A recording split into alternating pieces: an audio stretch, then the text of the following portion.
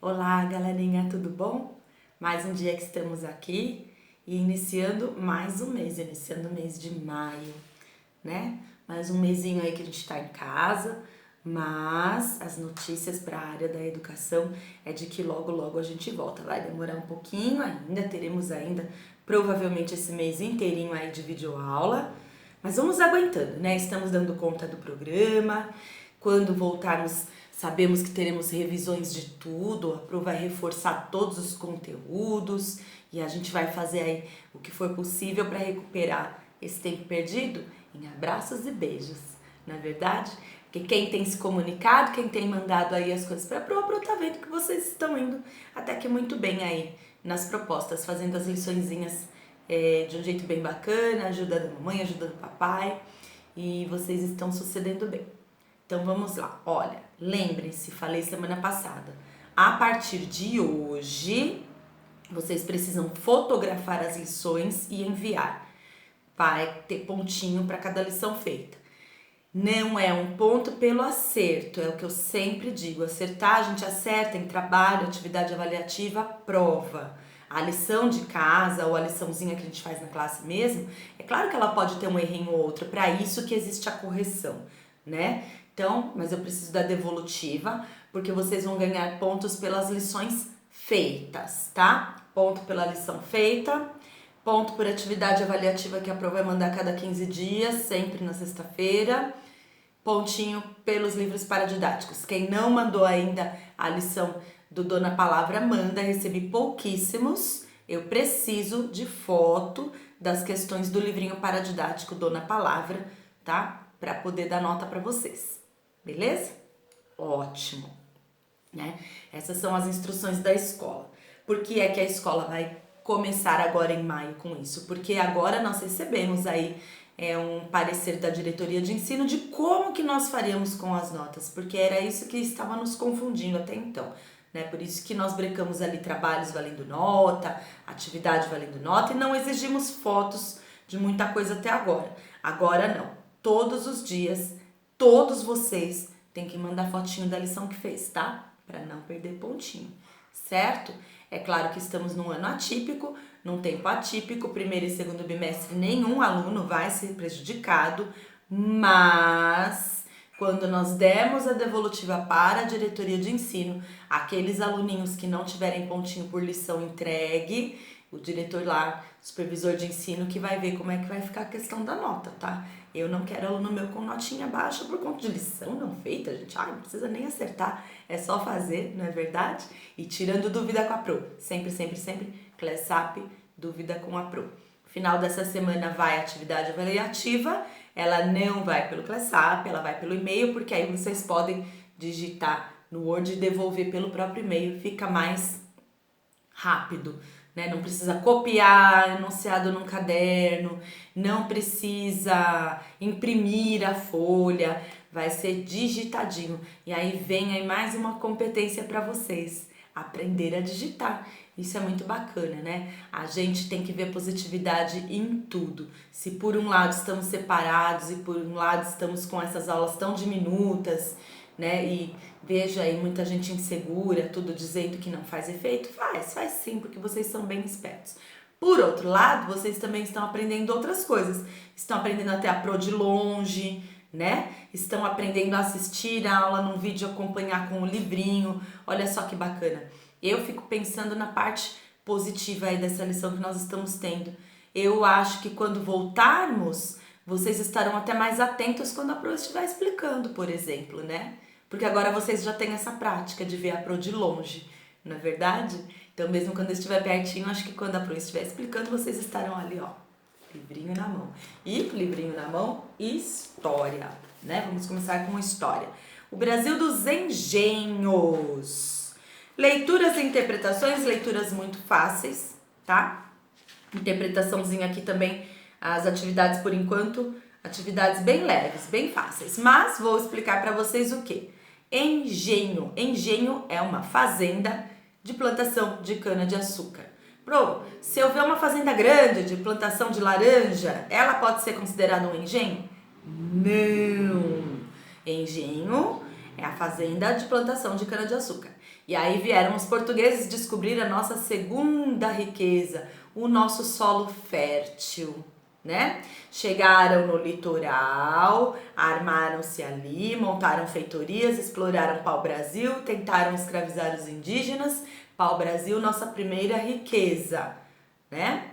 Qual é a segunda riqueza? Nosso solo fértil. O que eles fizeram? Trouxeram mudas, muita cana-de-açúcar, porque isso dava muito din-din lá na Europa, né? O açúcar, o melado, que é um doce que dá para fazer ali antes do açúcar ser refinado, e aguardente, né? Pinga, cachaçinha, né? Aguardente. Também era um produto de muita valia lá na Europa. Então, ó, muito din-din, muito.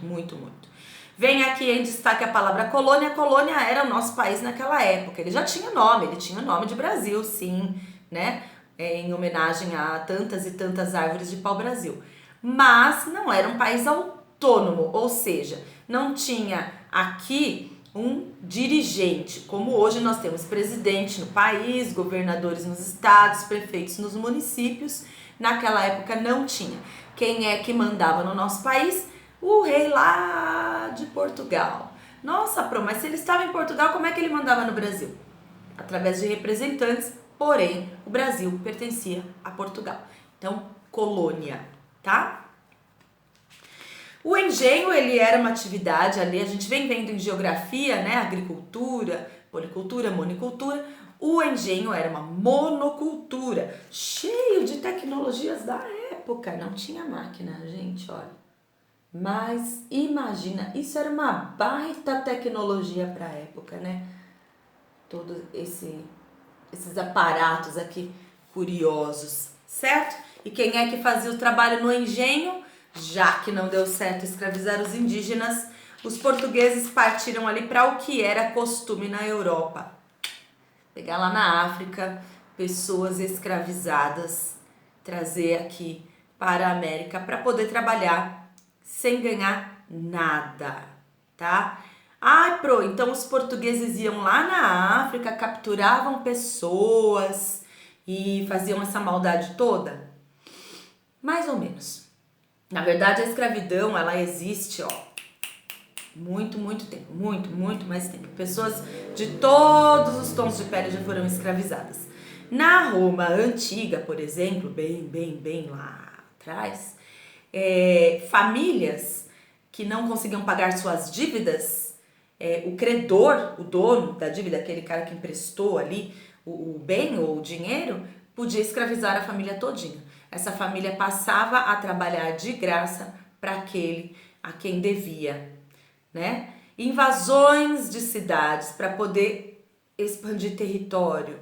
Chegava lá e escravizava todo aquele pessoal daquela cidade que tinha perdido ali a batalha, né? Então a escravidão, ela não é uma coisa que foi feita somente com as pessoas de pele negra, ela foi feita com pessoas no mundo inteiro, tá? Desde a antiguidade.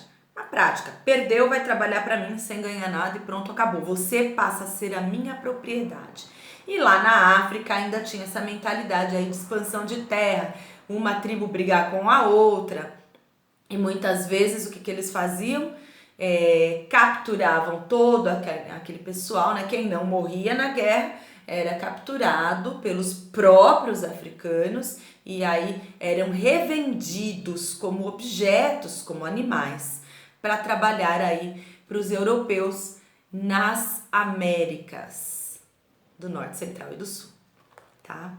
Era assim, infelizmente, era uma prática e acho que mais infelizmente ainda, se é que existe esse termo, o Brasil foi um dos últimos lugares a partir para a abolição dos escravos.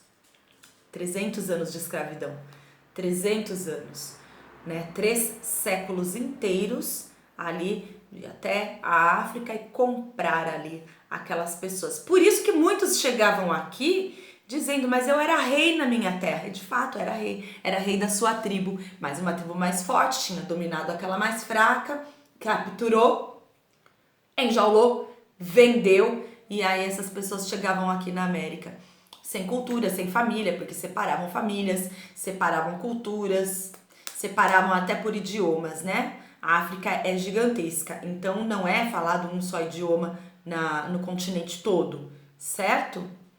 E então eles vinham parar aqui, muitas vezes eles mesmos não se entendiam entre si, porque simplesmente não falavam o mesmo idioma, tá?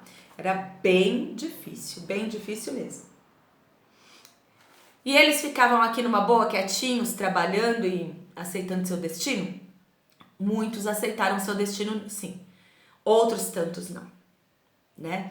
Não, lutavam bravamente, resistiam, se revoltavam, não queriam trabalhar de sol a sol, quase sem comida, sem salário nenhum, sem dignidade, dormindo todos juntos, homens, mulheres, crianças, sem higiene, sem nada, dentro de um galpãozão chamado senzala, apanhando muito quando o senhor do engenho achava que o escravo tinha feito alguma coisa errada. Tinha ali um funcionário que se chamava feitor, que ia lá e batia neles.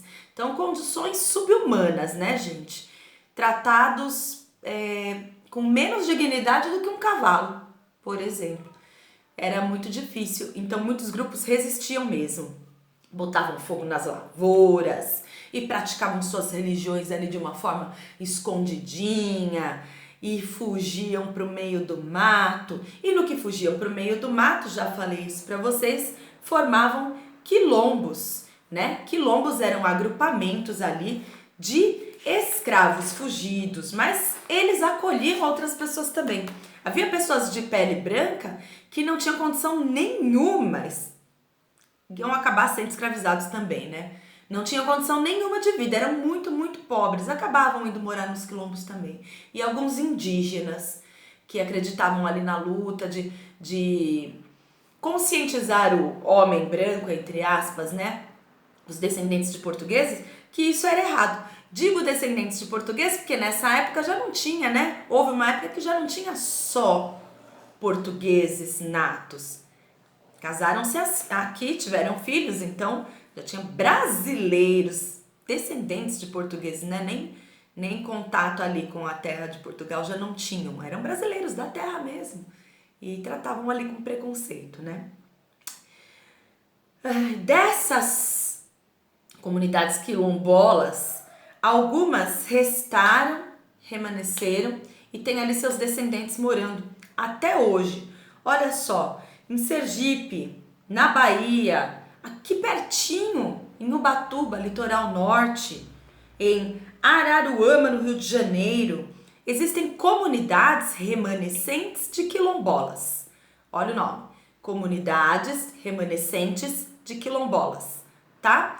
Quer dizer que aquelas pessoas que moram ali vivem meio que de maneira tribal, sim, diferente dos indígenas, tá? Mas vivem ali para cultuar seus antepassados. Então vivem de uma maneira um pouquinho diferente. Vivem da lavoura, lavoura plantação, lembra, né? Vivem do artesanato, vivem ali dos seus costumes e estão aguardando ali, ó, há muito tempo que suas terras sejam regularizadas e que eles tenham direito mesmo a ficar com aquilo para si, sem dever nada a ninguém.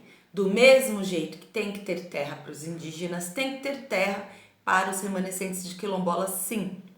A herança de dívida de terra com essas pessoas é muito forte, né? É muito grande, tem que dar condições para elas começarem a vida delas, sim. Ai, professora, mas então eles são diferentes em direitos e deveres? Não, tá? Não. Pode-se tirar alguns impostos, pode-se tirar alguma coisa, mas eles devem também pagar para viver, como todos nós pagamos para viver, tá bom? O que se faz disso é com terras improdutivas. E aí nós viemos aqui para este texto tão interessante aqui, né, das páginas 254 e 255, que vem falar desde lá de trás das capitanias hereditárias como que se formou aí a injustiça social em relação às terras no Brasil até hoje, tá? 520 anos depois, nós ainda temos uma injustiça social imensa no Brasil com relação à divisão de terras. Eu mandei lá na liçãozinha, o PDF foi um mapinha das capitanias hereditárias para vocês apreciarem, tá? Não precisa fazer nada com esse mapinha não, é só para apreciação e saber como foi dividido. Meio do Brasil, pendendo para o litoral, era a terra dos portugueses, tá? Tô olhando o mapinha aqui no meu computador para falar para vocês. Então, do meio do Brasil para dentro, interior, seriam terras destinadas à Espanha. Espanha e Portugal tinham um acordo chamado Tratado de Tordesilhas, em que as terras descobertas aqui no nosso continente sul-americano seriam metade da Espanha, metade de Portugal. Portugal depois passou a perna na Espanha e acabou pegando o Brasil todo para ele, né? Mas isso é uma outra história para um outro dia, tá? Vamos falar das capitanias. 15 lotes de terra, tá? Doados a nobres portugueses, já que o rei da época não tinha dinheiro para produzir, colonizar e proteger todo esse território aí das terras tomadas, né? Das terras descobertas. Então, ele escolheu ali alguns donatários, alguns nobres, doou as terras e falou: agora vocês cuidam em meu nome, me pagam tantos impostos, assim, assim, assim. Mas eles não se interessaram muito, tá? Não se interessaram muito, outros não tinham dinheiro, outros achavam perda de tempo vir cuidar de terra aqui tão longe, nas Américas ainda, aquele lugar tão quente, feio, cheio de bugres, que era como eles chamavam os nativos da terra, pejorativamente, tá? Isso é um xingamento. E então muitos não se interessaram. Já falei para vocês numa outra aulinha, quem prosperou, São Vicente, que era uma capitania até aqui de São Paulo, e Pernambuco, lá no Nordeste. Quem pegou essas duas capitanias tratou da terra, trouxe animais, colocou gente, povoou, e aí essas duas deram muito certo. Isso não durou muito tempo, o rei de Portugal desistiu. Mas imagina, imensas extensões de terra doadas a pouquíssimas pessoas. Será que depois isso ia dar certo? Não. Até hoje, os grandes latifúndios, tá? Esse é o termo utilizado para grandes extensões de terras, fazendas imensas, né? São ocupadas por pouquíssimas pessoas, tá bom? Nós temos um gráfico aqui, ó.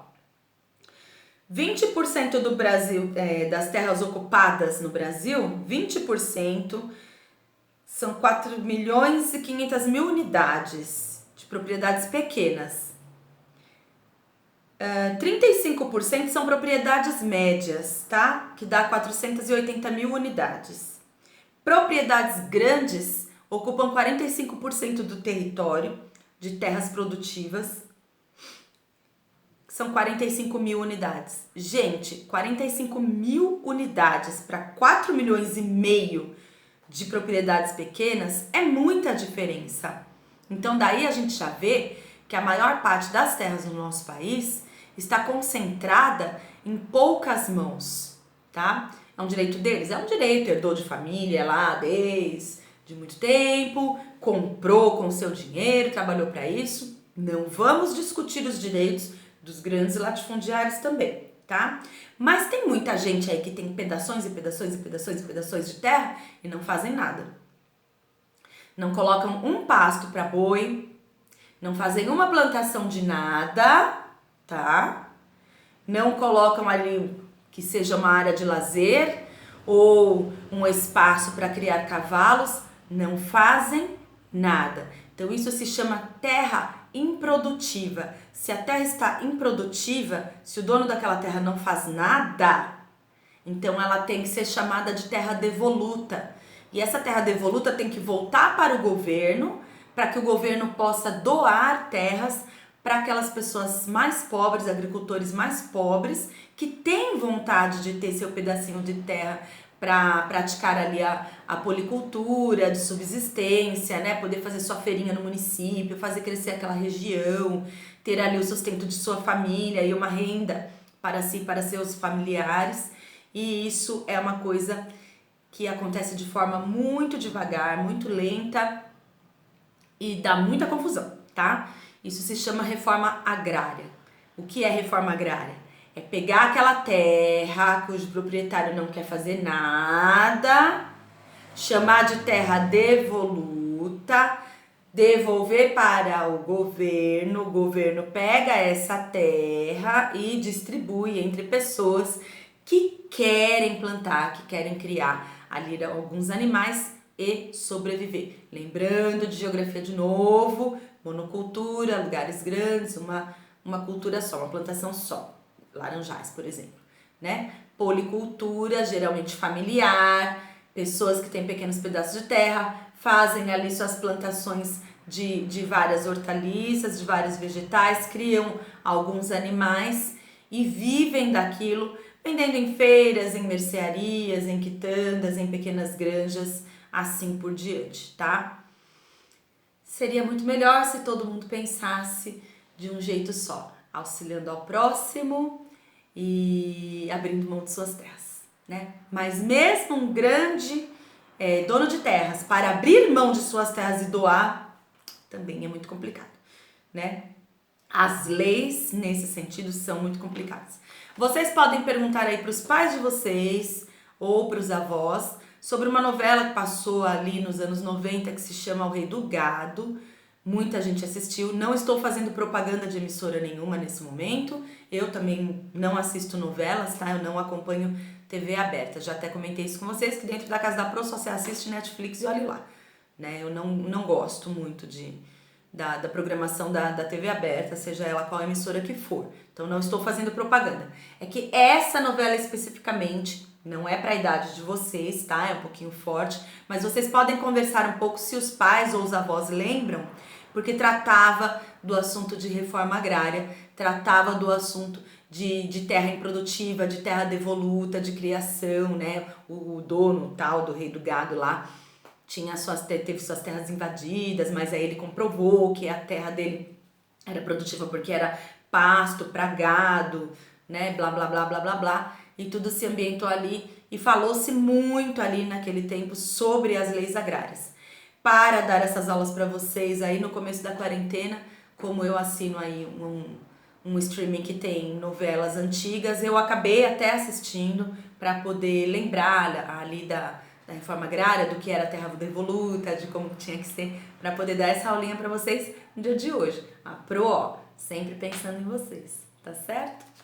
Aí, nós temos aqui atividade da 256, interpretação com 3 trechinhos aqui, tá? Não é difícil, mas dúvida, procura a Pro. Eu acho extremamente interessante que vocês trabalhem, e eu já vi nessa nossa apostila pelo menos 2 vezes exercícios desse tipo. Sabe por quê? Porque lá na frente, quando vocês quiserem prestar vestibulinho para a ETEC, fizerem o Enem, vestibular para as grandes faculdades, isso aqui, ó, acontece muito. E muita gente tem dificuldade. Pessoas da minha época, por exemplo, encontravam imensa dificuldade porque no nosso tempo não era assim.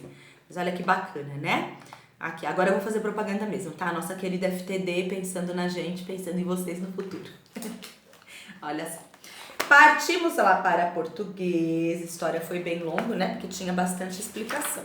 Português é uma produção de texto.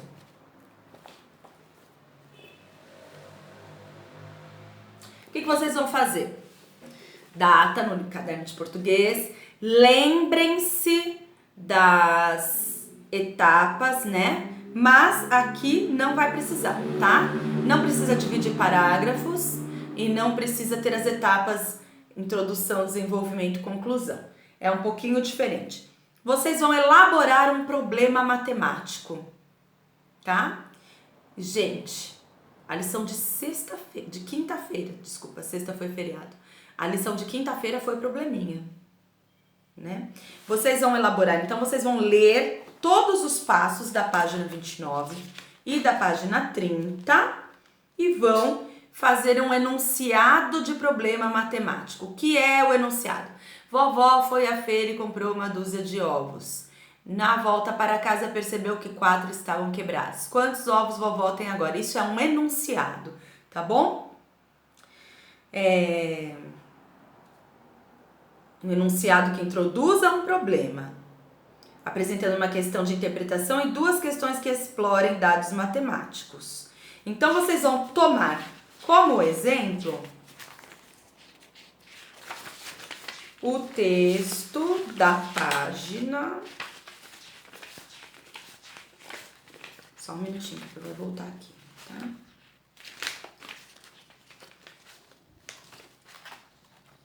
Lá da página 10. Volta lá na página 10, vê o tipo de problema matemático que teve para vocês fazerem um parecido. Pro, não consegui, só consegui fazer um probleminha simples.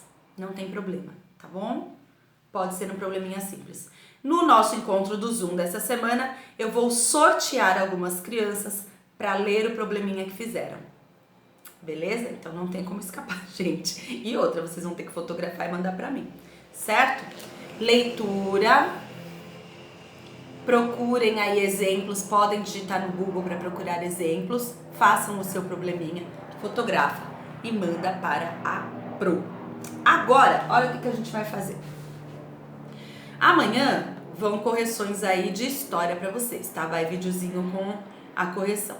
Hoje eu vou lá pra lousinha, vou ali, ó, na minha lousinha, e vou fazer a correção das liçõezinhas de quinta-feira, tá bom? Então, ó, espera um pouquinho. Eu vou dar a volta aqui pra chegar lá na lousinha para poder fazer a correção ali da lista de verbos e dos probleminhas, tá bom? Já volto.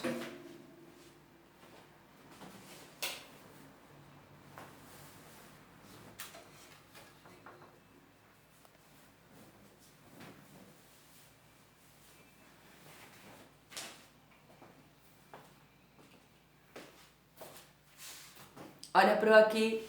Lembra que eu falei? Correção, camiseta azul escura? Então, tô aqui de camiseta azul escura para fazer a correção com vocês. Então, vamos lá. Primeiro, a Pro mandou um texto para vocês de português, né? E vocês tinham que fazer uma lista de verbos, não era isso? Vamos lá, então. Durante a colheita, um grão de trigo caiu no solo. Ali ele esperou que a chuva o enterrasse. Então, ó. Caiu, do verbo cair, esperar, entrar. Ai, Pro, eu escrevi do jeito que estava lá. Eu tinha explicado no vídeo que era para colocar o verbo na forma normalzinha dele, né, no infinitivo. Mas quem copiou o verbo conjugado não tem problema também não, tá? Então vamos lá, mais rapidinho aí. Surgir, arrastar, deixar, protestar. Surgir, arrastar, protestar,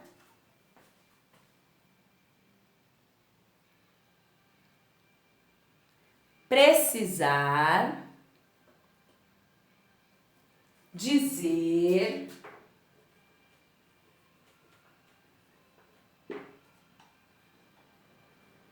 pode ser que eu passe por algum aí e não enxergue, tá, gente? Mas tenho certeza de que vocês fizeram certinho. Prestar, dizer, alimentar, morrer,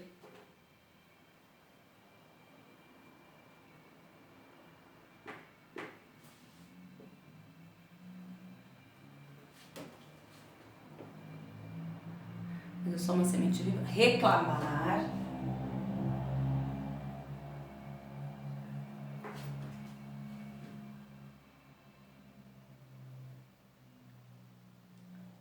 não fui feito para ser comido, eu devo ser enterrado no solo para que uma nova planta possa crescer a partir de mim. Ser, crescer.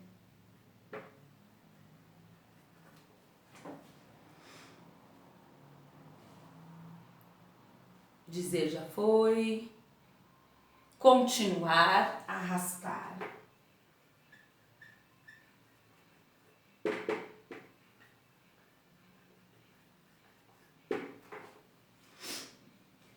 Esperar já foi. Já, esperar já foi. Isso mesmo, você me deixar.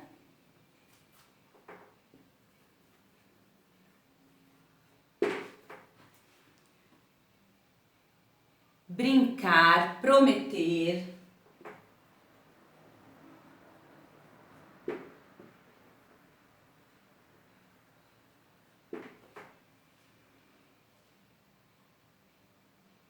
Desistir. E alguns outros, ó. Deixa eu ler aqui. Parei em desistir.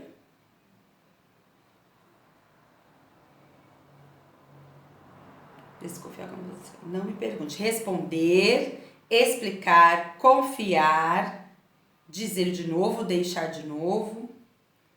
E no ano seguinte, quando a formiga voltou, voltar, o trigo tinha mantido sua promessa, manter, tá?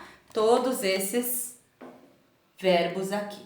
Espero que vocês tenham encontrado todos. Ai, Pro, na verdade eu acho que eu não encontrei todos esses. Gente, é a primeira vez que vocês fazem uma atividade desse tipo, tá? E é muito interessante e importante que a gente consiga pegar um texto, ler um texto e identificar lá dentro quem é substantivo, quem é adjetivo, quem é o verbo, tá? É muito importante que vocês saibam fazer isso. Por quê? Nós fazemos exercícios às vezes que vão ser muito curtinhos ali, né? Só para aplicar o adjetivo, só para aplicar o substantivo, só para conjugar o verbo. Mas tudo isso vai na nossa fala, vai no texto. Então o mais interessante é que vocês consigam identificar no texto. Deixa eu ver se eu consigo tirar um print aqui da luzinha para depois mandar para vocês aí. Pelo menos uma sugestão de correção. Tirei, tá? Agora eu vou corrigir os probleminhas. Bom? Ai, professora, que vídeo mais longo, me deu preguiça de assistir. Ué, não fala tanto que tá com saudade de mim? E tá aí com preguiça de assistir? Vamos lá, gente, vamos pra luzinha, né? Vamos lá. Nem todos os vídeos são curtinhos. Mandei um curtinho semana passada pra poder caprichar nisso aqui. Tá bom? Então, ó. Tenho 12 anos, vovô tem o quíntuplo da minha idade. Quantos anos tem vovô? Questão 1, 12 vezes 5. Vovô tem 60 anos. Comprei 24 lápis e meu irmão comprou o triplo da quantidade que já comprei. Eu comprei 24, meu irmão comprou o triplo. Quantos meu irmão comprou? 6, 7. Meu irmão comprou 72 lápis. Olha só. Que irmão danado, né? Cheio do dinheiro também. Mamãe fez 230 salgadinhos para a festa de aniversário de Sarita. Vovó fez o dobro. Olha a vovó competindo com a mamãe. Quantos salgadinhos vovó fez? Então, a mamãe fez 230, a vovó fez o dobro. Vovó fez 460 salgadinhos. De vez em quando as avós gostam, né, de competir aí com as mamães. Fazer mais. Danilo tem 128 chaveiros. Ricardo tem o quádruplo da quantidade de chaveiros de Danilo. Então, o Danilo tem 128, o Ricardo, ele também gosta de colecionar e ele tem o quádruplo. Quanto será que ele tem? 4 vezes 8. 32. 4 vezes 2, 8. Com mais 3 que subiu, 11. 4 vezes 1, 4. Com mais 1, 5. Certo?